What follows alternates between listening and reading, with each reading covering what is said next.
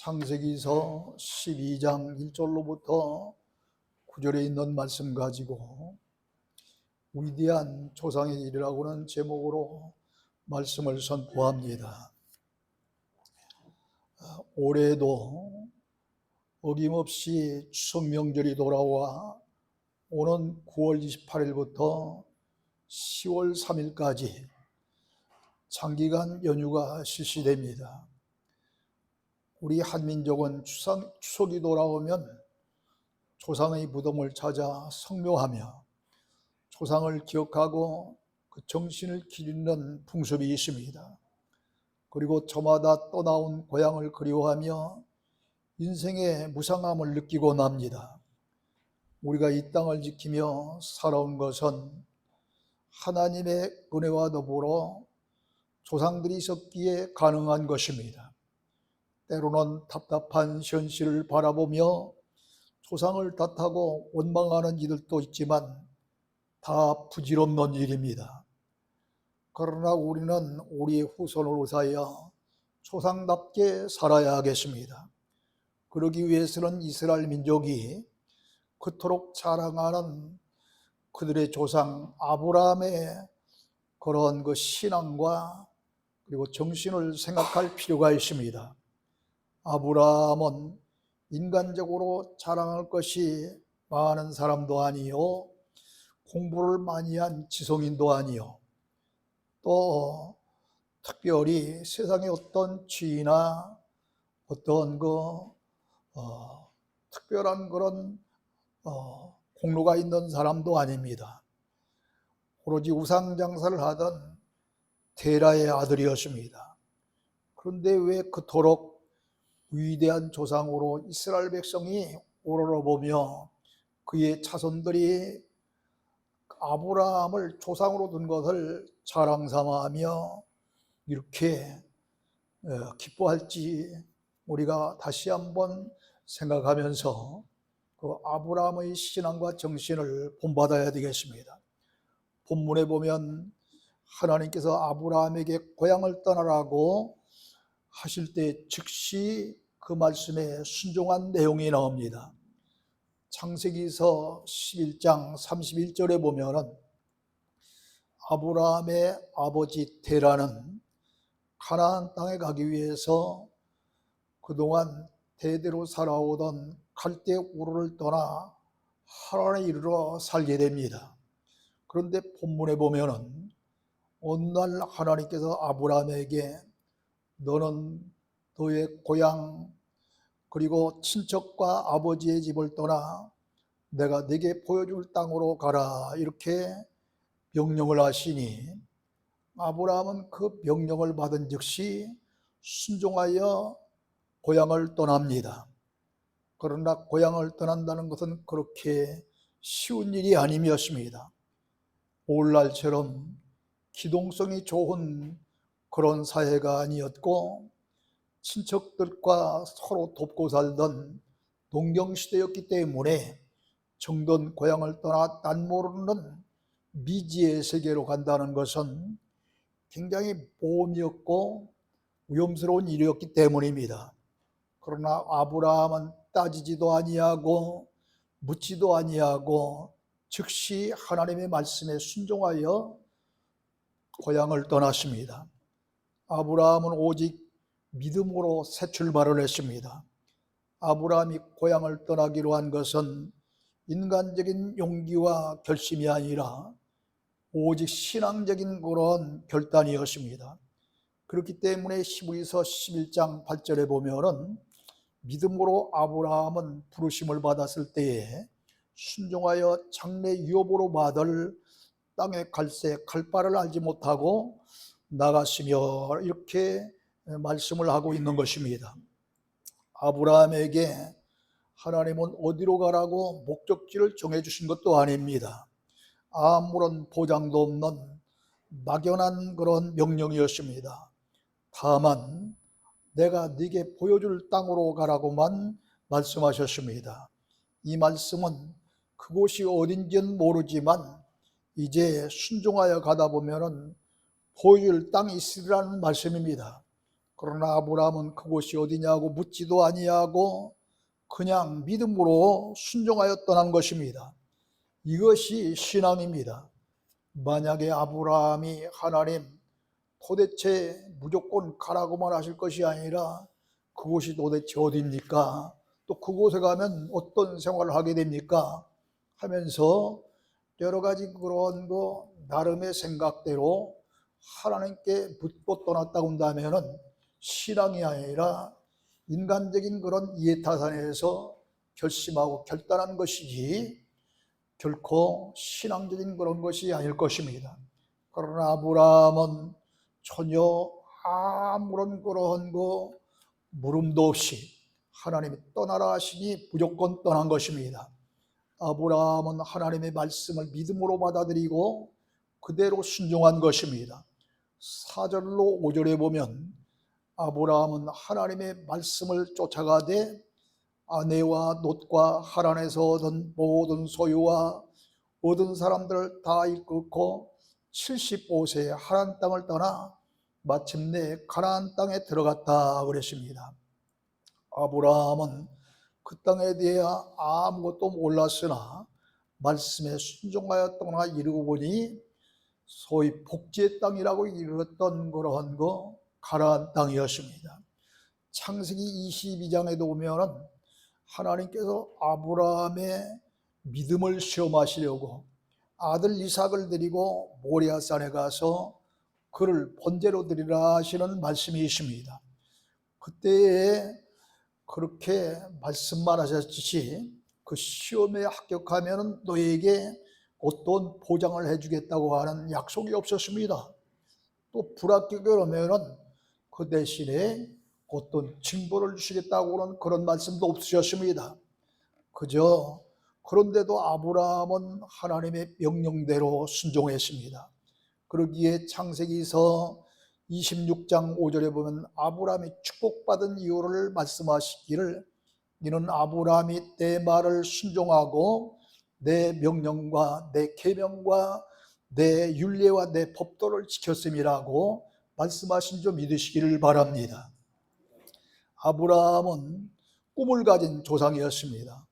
본문 2절에 보면은 내가 너로 큰 민족을 이루고 네게 복을 주어 네 이름을 창대케 하리니 너는 복이 될지라 하셨습니다.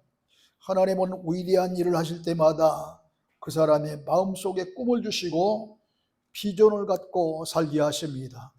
아브라함이 바로 그 한 사람이었습니다. 여러분이 잘 아는 요셉에게도 큰 꿈을 주시고 그 꿈을 품고 살게 하심으로 7년 대흉년시에 이제 애굽의 그런 모든 백성들뿐만 아니라 고국에 두고 온 그런 민족을 구원하는 역사에 길이 남는 위대한 조상이 되었습니다. 그러므로 잠언서 28장 18절에 보면 꿈이 없는 백성은 망한다 그런 것입니다. 이 꿈은 내 욕망을 이루기 위한 꿈이 아닙니다. 오로지 하나님의 뜻을 이루기 위한 꿈인 것입니다. 그러기에 사도행전 2장 17절에 보면은 요엘서 2장 28절에 있는 말씀을 인용해서 말세 내가 영을 모든 육체에 부어주리니 너희의 자녀들은 예언할 것이요 너희의 젊은이들은 환상, 다시 말하면 비전을 보고 너희의 늙은이들은 꿈을 꾸리라. 또 이렇게 하나님은 이 요엘서 2장 28절에 있는 말씀을 인용하여 사도행전 2장 17절에서 말씀하게 하신 것입니다. 우리도 위대한 조상의 길을 가기를 원한다면 반드시 하나님이 주시는 꿈을 가져야 합니다. 비전이 있어야 합니다. 예수 그리스도를 믿고 구원받는 것은 누구나 다 할 수 있는 일이지만 이제 주님을 위해서 일하는 사람은 이제 꿈이 있는 자에게 주시는 하나님의 축복인 것입니다. 모세는 양떼를 몰고 호렙산에 갔다가 하나님의 부르심을 받았습니다. 그는 호렙산에서 애굽의 바로 왕에게 나아가 이스라엘 백성들을 다 이끌고 가나안 땅으로 인도하라고 하는 그런 부르심을 받았을 때 그 사명을 꿈으로 안고 거칠고 험한 광야에서 40년 동안 그들을 인도하다가 느보산에서 죽었습니다. 히브리서 11장 13절로 16절에 보면 이 사람들은 믿음을 따라 죽었으며 약속을 받지 못하였을 때 그것을 멀리서 보고 환영하며 또 땅에서 외국인과 나그네임을 증명하였으니 그들이 그같이 말하는 것은 자기들이 본향 찾는 자임을 나타냅니다. 그들이 나온 바 본향을 생각하였더라면 돌아갈 기회가 있었으려니와 그들이 이제는 더 나은 본향을 사모하니 곧 하늘에 있는 것이라. 이러므로 하나님이 그들의 하나님이라 일컬음 받으심을 부끄러워하지 아니하시고 그들을 위하여 한 성을 예비하셨느니라 그랬습니다. 이 말씀을 드리려니까 그 옛날 어떤 사람이 이 아버지가 이 마당에서 빗자루를 가지고 마당을 쓰는데 마침 그 친구가 찾아왔습니다. 근데 그 아들이 아버지가 그렇게 자랑스러운 아버지가 못 되었는지 친구가 저분은 누구냐 하니까 아버지라고 얘기를 않는 거예요. 왜요? 자랑할 만한 그런 아버지가 못 되었기 때문입니다. 아버지가 이를테면은 큰 그런 기업을 일으킨 그런 사람이라든가 아니면 하다못해 말단 공무원 생활을 한다거나 아니면은 그래도 그 지방의 유지 같은 그런 생활을 했다고 한다면은 자랑스럽게 저분이 우리 아버지일세 할 텐데 이 그런 사람이 못 되기 때문에 아들이 아버지를 향해서 아버지라 얘기하지 못하고 그냥 우리 집 보스밀세 해버린 거예요. 세상에 아니 아들이 친구에게 아버지를 우리 보스이라고 해버리니 이게 어떻게 되는 거예요? 그러나 여러분 보세요. 조그만 아이들도 보면은 자기 아버지든 어머니든 사회에서 그래도 유명인사가 되어지고 좀 뭔가 튀는 그런 삶을 살고 있으면은 아버지 자랑을 하지 말라고도 합니다. 엄마 자랑을 하지 말라고도 해요. 부끄럽지 않기 때문입니다. 이처럼 이 믿음의 사람들은 이제 하나님을 얼마나 잘 섬겼고 하나님의 말씀과 뜻대로 살았는지 하나님을 향해서 하나님 아버지 해도 전혀 부끄러워하지 아니하고 자랑스러울 만한 그런 사람들이기 때문에 한 성 그들을 위해서 한 성 곧 하늘에 있는 천국을 예비하셨다 이렇게 말씀하고 있습니다. 뿐만 아니라 그들은 고향으로 돌아가려고 맘만 먹었으면 얼마든지 돌아갈 수 있는 기회가 많았어요. 그럼에도 불구하고 하나님의 말씀과 하나님의 뜻을 이루기 위해서 정돈 고향으로 돌아갈 기회가 있었음에도 포기하고 돌아가지 아니하고 외국인처럼 나그네처럼 타향살이를 했다는 것입니다. 오늘 여러분 추석을 앞두고 모든 사람들이 이제 정돈 고향을 찾아갈 것이고 연휴가 길기 때문에 어떤 사람들은 해외여행을 계획할 수도 있을지 모릅니다. 근데 특별히 이번에는 아마 하나님은 아브라함에게 믿음을 시험하기 위해서 저 모리아산에 가서 아들 이삭을 번제로 드리라고 했던 것처럼 이 장기간 동안에 해외여행이나 국내 여행이나 어딘가 여행을 가고자 이렇게 주의를 지키지 아니하는가 아마 여러분의 믿음을 시험하실지 모르겠어요. 틀림없이 이런 때에 믿음이 없는 사람은 꼭 여행 가기 일쑤입니다. 오늘 여러분은 그런 분이 한심령도 없이 믿음의 합격자가 되시기를 주님으로 축원합니다. 이 사람들은 그런데 이 아브라함뿐만 아니라 이삭과 야곱 그리고 사라 등을 말합니다. 아브라함은 하나님이 고향과 친척과 아비집을 떠나라 하실 때 무조건 순종했습니다. 또 창세기서 14장에 보면 그돌라오멜과 함께한 그런 동맹국들이 있는데 그들이 쳐들어와서 소돔과 고모라 성에 있는 많은 재물과 양식을 다 빼앗아가고 아브라함의 조카 롯까지 사로잡혀 갑니다. 이 소식을 듣고 아브라함은 집에서 길린 그러한 군인들이 318명이라고는 이 사적인 군인들, 이런 318명이라는 군인이 있었는데 이들을 데리고 가서 빼앗겼던 재물과 족과 녹과 그의 재물과 부녀와 친척을 다 찾아왔는데, 그때 예수님의 상징 인물인 살레망 멜기세덱이라는 인물이 나와 이 아브라함을 영접하는데 그냥 영접하지 아니하고 떡과 포도주를 가지고 나와서 이 승리하고 모든 것을 되찾아오는 아브라함을 축복합니다. 그때 아브라함은 이 소돔과 고모라 성을 그들이 침략하여 빼앗았던 그 그돌라오메 동맹국들을 쳐보실 때에 얻었던 그런 전리품들이 있습니다. 재물들이 있습니다. 그것 가운데 10분의 1을 이 멜기세덱에게 드렸습니다. 그러므로 10의 1쪽으로는 많은 그런 사람들 가운데에 참 성경을 꽤 외치는 사람들 치고 무슨 얘기를 하느냐 하면은 율법 시대에 제사장들이 먹고 살기 위해서 11조 제도를 만들어 놓은 것인데, 이 신약 시대에 와서 목사들까지 율법 시대에 그런 이제 제정됐던 11조를 성도들에게 강조한다 그러는데 천만의 만만의 말씀입니다. 아브라함은 율법 시대의 사람이 아니라 모세 이후가 율법 시대인 줄로 믿으시기를 바랍니다. 그렇기 때문에 아브라함의 시대는 무법 시대예요. 그러므로 11조는 율법이 있기 전에 이미 아브라함 때부터 시작이 되어졌고, 아브라함은 최초의 11조의 원조가 된 것입니다. 뿐만 아닙니다. 이 아브라함은 나아가 독자 이삭을 번제로 바치라고 할 때도 아내에게 말 한마디 하지 아니하고 그대로 그 이튿날 아침 일찍 일어나서 종들과 함께 아들 이삭을 번제로 드리기 위해서 모리아산을 향해 떠납니다. 이렇게 해서 결국 번제로 드림으로 말미암아 하나님이 시험하신 믿음의 합격자가 됩니다.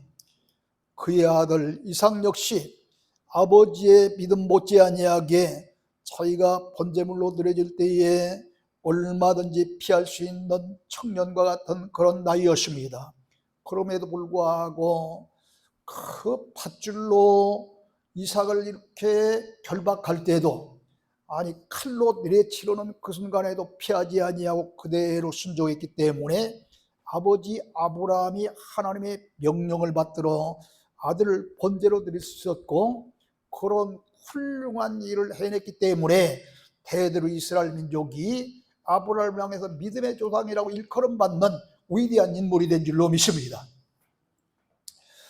야곱은 허물이 많은 사람이었죠. 이렇게 형을 속여서 장자의 명분을 팥죽한 그로 빼앗기도 하고, 또 아버지가 눈이 어두워 나이가 많아 이렇게 잘 보지 못하는 그런 가운데 마지막 이 아들에게 축복을 해구죠. 큰아들 에서를 부를 때에 그 어머니가 부께서 에서에게 하는 이야기를 다 듣습니다. 무슨 이야기입니까? 에서야, 내가 마지막 네가 만들어준 별미를 먹고 마음껏 축복해 줄 테니 별미를 만들어 가지고 오라 하니까 이 어머니 리브가 하는 그 소스 정보를 이 야곱에게 줍니다. 야곱이 걔 형은 털 사람인지라 목덜미와 이런 이 팔꿈치에 염소를 잡아서 털로 위장하고 가서 형이 받아야 할 축복을 받지 않습니까? 이렇게 허물이 많은 사람이에요. 약삭 빠른 사람이에요. 어쩌면 사기꾼 같은 사람이에요. 그럼에도 불구하고 하늘이 기업을 얻는 일이라면 물불을 가리지 아니했습니다. 이 때문에 하나님은 비록 인간적으로 허물이 많지만 하나님의 유혹을 받는데 신앙에 있어서는 물불을 가리지 아니하는 그런 사람이기 때문에 하나님은 야곱을 축복한 줄로 믿습니다. 이와 같이 이런 야곱이 오늘날 도저히 더 이상 형과 아버지와 같이 살지 못할 것 같으니까 외삼촌 집이 있는 그런 하란 땅으로 피난하고자 이제 왼손으로 떠납니다. 그러다가 베델 들판에서 해가 뉘엿뉘엿지게 되니까 도란을 길쭉한 베개할 만한 도란을 취해서 자기의 이 머리에 베개를 베고 이제 잠을 자다가 꿈을 꿉니다. 그때 사닥다리 하나가 탁 나타나더니 그 사닥다리에 천사가 오르락내리락 하면서 이제 하나님의 귀한 그런 축복의 말씀을 전합니다. 그때 야곱은 너무너무 깜짝 놀라 아침 일찍 일어나서 하나님이 약속하신 그대로 제가 다시 고향 땅으로 돌아오게 하실 때까지 먹을 걸 주시고 입을 걸 주시고 무사히 평안하게 고향 땅으로 돌아오신다면 이곳이 하나님이 집이 될 것이고 내게 얻은 10의 1조를 하나님에 드리겠나이다 하면서 첫 번째 성전 건축할 것을 약속하고 두 번째로 11조를 하겠다고 소원을 합니다. 역시 야곱도 아브라함의 끌어온 그 손자 아닙니까? 그렇기 때문에 미루한 그 손자였기 때문에 역시 이 믿음의 조상이라고 하는 그런 3대 조상 안에 들어가는 사람인데 이도 역시 율법 시대의 사람이 아니라 무법 시대의 사람입니다. 그러므로 최초의 11조의 원조는 아브라함이었고 두 번째는 이제 맨손으로 떠났기 때문에 드릴 것은 없지만 약속을 했죠. 그래서 11조의 두 번째 원조가 됩니다. 이들이 자기들이 태어나 성장한 고향에 돌아갈 기회가 여러 번 있었다는 거예요. 그러나 하늘의 본향을 더 사모하며 하나님의 뜻과 말씀대로 살기 원하여 타향살이를 많이 했습니다. 그러므로 하나님께서 그들이 하나님이라고 불러도 부끄러워하지 아니하시고 오히려 자랑스럽게 여기며 그들을 위해서 한 성 곧 하늘의 이제 하늘나라를 예비하셨다고 말씀하신 줄로 믿으시기를 바랍니다. 입들뿐만 아니라 우리도 하늘을 본향으로 살고 사는 믿음의 사람들입니다. 그러므로 육신의 고향을 찾아가는 것도 중요한 일이지만 하늘에 있는 본향이 언젠가 우리가 돌아가야 될 그런 고향임을 깨닫고 하나님을 위한 꿈을 안고 믿음으로 하나님의 말씀에 순종하여 하나님의 뜻대로 살아야 우리도 하나님을 아버지라 불러도 하나님이 부끄러워하지 아니하시고 한 성 곧 천국을 예비해 주실 줄로 믿습니다. 아브라함은 결단의 조상이었습니다. 하나님께서 아브라함에게 너희 고향과 친척과 아버지 집을 떠나 내가 네게 보여줄 땅으로 가라 말씀하셨을 때 큰 결단이 필요했습니다. 자기의 육적인 삶을 다 포기하고 장래를 철저하게 하나님께 맡기는 일이기 때문입니다. 성경을 보면 하나님께서 아브라함에게 요구하신 큰 중대 사건 3가지가 나타납니다. 첫 번째는 창세기서 12장 1절에 이미 말씀드린 대로 고향과 친척과 아비집을 떠나는 일이었습니다. 이것은 바로 제약된 세상을 청산해야 되는 결단입니다. 두 번째로 창세기서 21장 10절에 보면 하갈과 이스마엘을 내쫓아가는 그런 결단입니다. 이것은 바로 마음의 정욕을 끌는 결단입니다.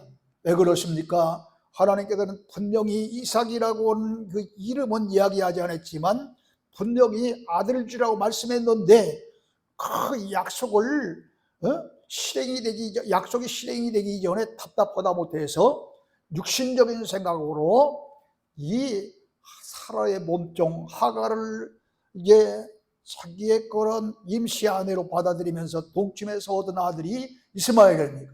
이기 때문에 이건 육적인 조경인 거예요. 그래서 하갈과 이스마엘을 내쫓아야 되는 이 결단, 이도 아내요 이도 아들이기 때문에 얼마나 가슴 아픈 일입니까? 그러나 하나님의 명령이기 때문에 결단을 해야 되는데 이것은 바로 육신의 정욕을 끌는 결단이었습니다. 마지막으로 창세기서 22장 2절에 아까 방금 말씀드린 대로 독자 이삭을 번제로 드리는 헌신의 결단입니다. 가장 귀하고 사랑하는 것을 하나님께 드리라는 결단이었습니다.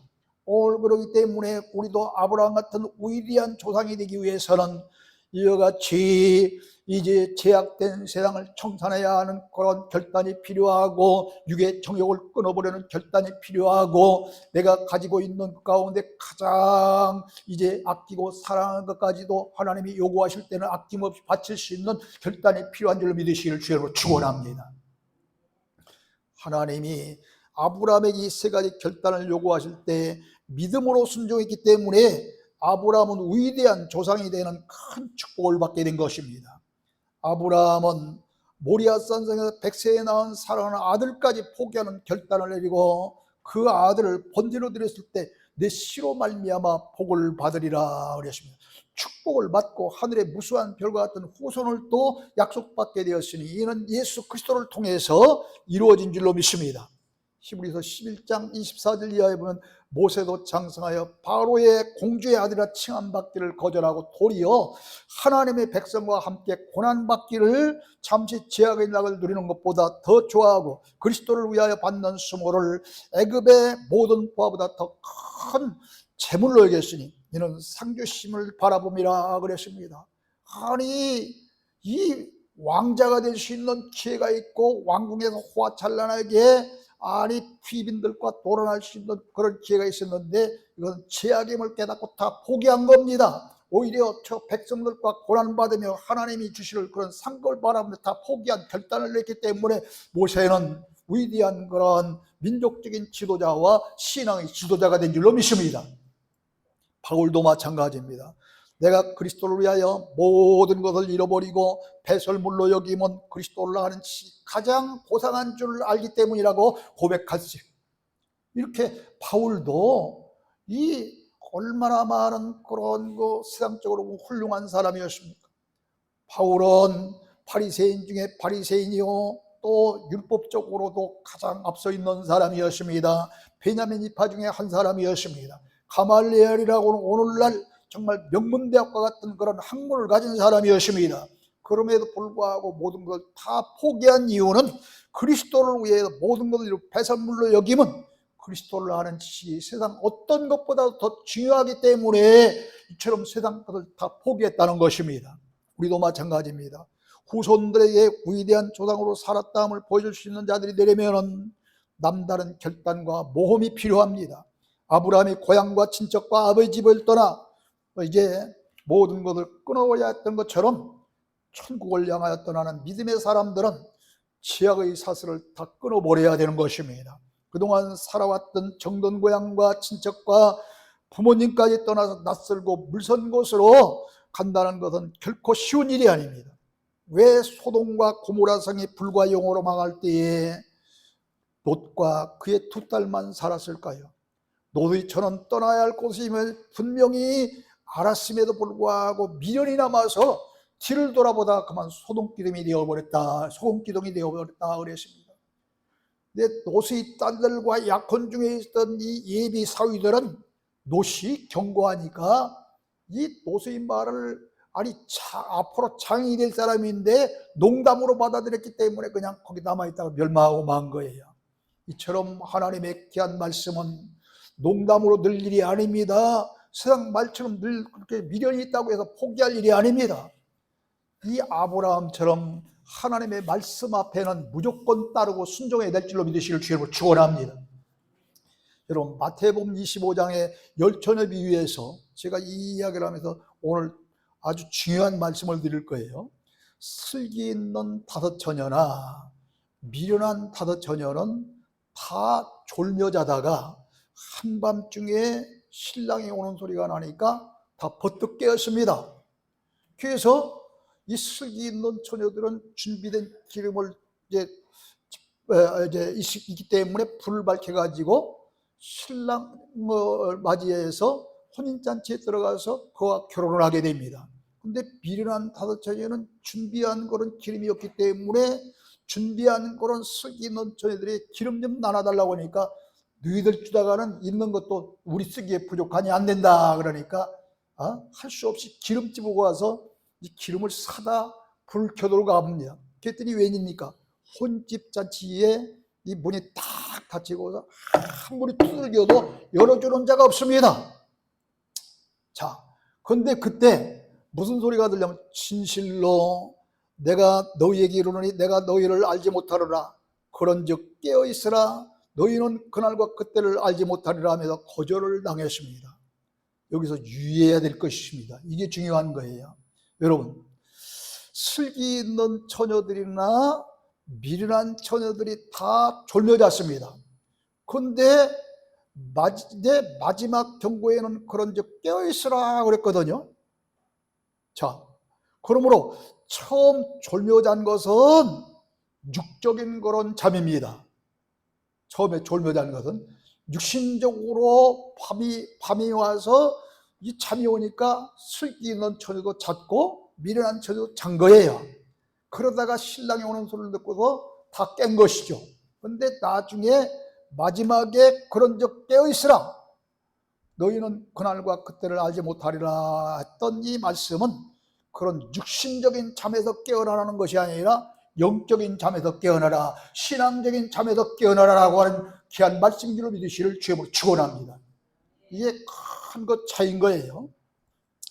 지금 교회에 나와서도 신앙의 잠을 자는 사람이 있다고 한다면 이 말씀을 듣고 신앙의 잠에서 어서 빨리 깨어나는 결단을 내리시기를 바랍니다. 더 늦으면 그날이 덧없이 언젠가 와서 미련한 다섯 처녀처럼 아무리 사정해도 주님과의 혼인잔치에 들어갈 수 없는 그런 사람이 되고 말 것입니다. 사랑하는 성도 여러분, 신앙의 길은 험난하고 어려운 일이 있을 때마다 결단을 내려야 하는 그러한 고비가 있습니다. 아브라함에게도 수없는 실망과 좌절이 있었겠지만 그때마다 믿음으로 참고 이겨냈을 것입니다.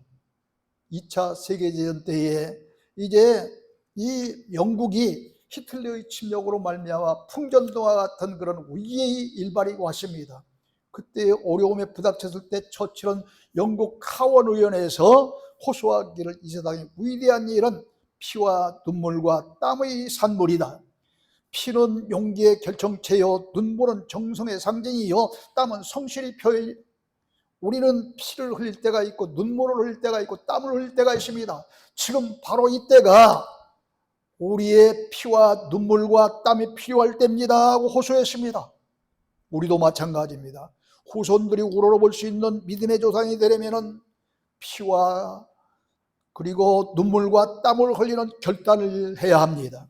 그리고 일사각오의 정신을 가지고 말로만 쥐어쥐어 하는 그런 자가 아니라 행함으로 옮길 수 있는, 아브라함같이 모세같이 바울같이 실천으로 옮길 수 있는 언행일치 신행일치의 소유자가 되어야 될 줄로 믿습니다. 하나님은 우리를 부르십니다. 그리고 기다리십니다. 우리도 아브라함처럼 꿈을 꾸며 결단을 내리고 인내하며 오직 믿음으로 새 역사를 창조하는 자들이 되십시다. 그럴 때 하나님은 이제 우리에게 대대로 축복과 하나님의 은혜가 있는 그런 조상이 될 수 있는 길을 열어주실 줄로 믿으시기를 주님의 이름으로 축원합니다. 하나님 아버지 은혜를 감사합니다. 오늘 우리는 추석 명절을 앞에 두고 위대한 조상